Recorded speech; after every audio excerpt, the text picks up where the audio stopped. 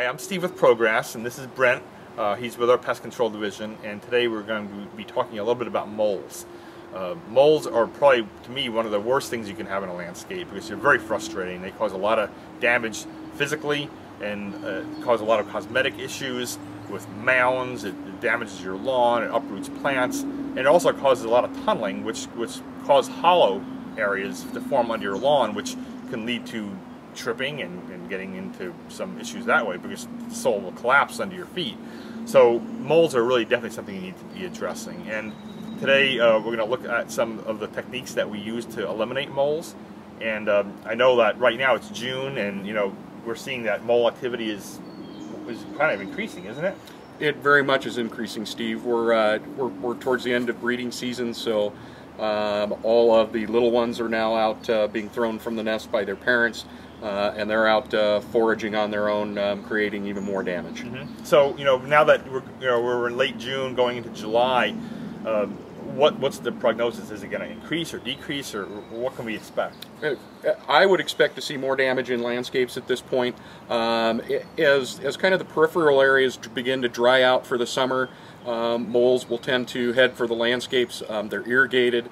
Things are nice and soft. There's plenty of food supply because of the irrigation.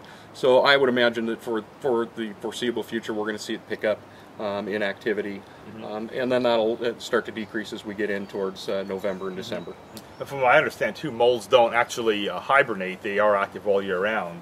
We see them more in the landscape during the summer months. That's right, Steve. Yeah. Well, let's go take a look at what you've got set up in this landscape that does have a mole problem, and we'll see what you've come up with. Sounds great.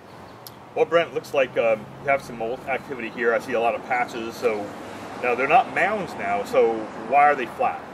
Well, when I arrived here, there were 13 mounds in this about 100 square foot area. So this particular mole was extremely active. I set the initial traps in here after locating the tunnels, and then one of the things that's really helpful for me is to break these areas out so that I can determine where there is new activity. Okay. That way when I come back to do my checks, I can see exactly if he's moved on to a little bit different territory, and then I'll move and carry along with him so that I have a little bit of better success in getting him out of a landscape. Mm-hmm. So by seeing flat soil when you return, that either means you got the mole in one of these traps or the mole is gone from the last trapping. Correct.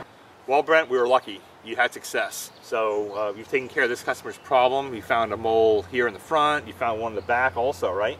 We found one and trapped one out earlier this season, and all skill and patience, Steve. So in this landscape, which is just a typical size landscape, there were 2 moles causing problems on opposite sides of the building. So if you didn't catch the mole, though, what would be your next step? My next step would be to basically evaluate where I'm seeing new activity. We may move some traps or set some additional traps into that new activity.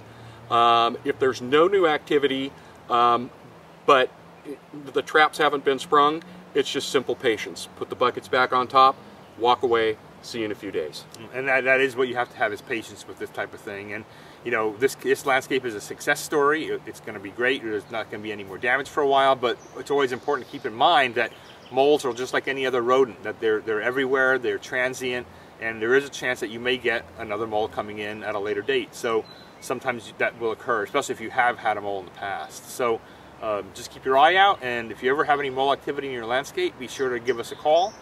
You can call us at 1-800-ProGrass. You can also contact us at ProGrass.com, and we'd be more than happy to take care of your mole problem. Thanks, Brent. Thanks, Steve.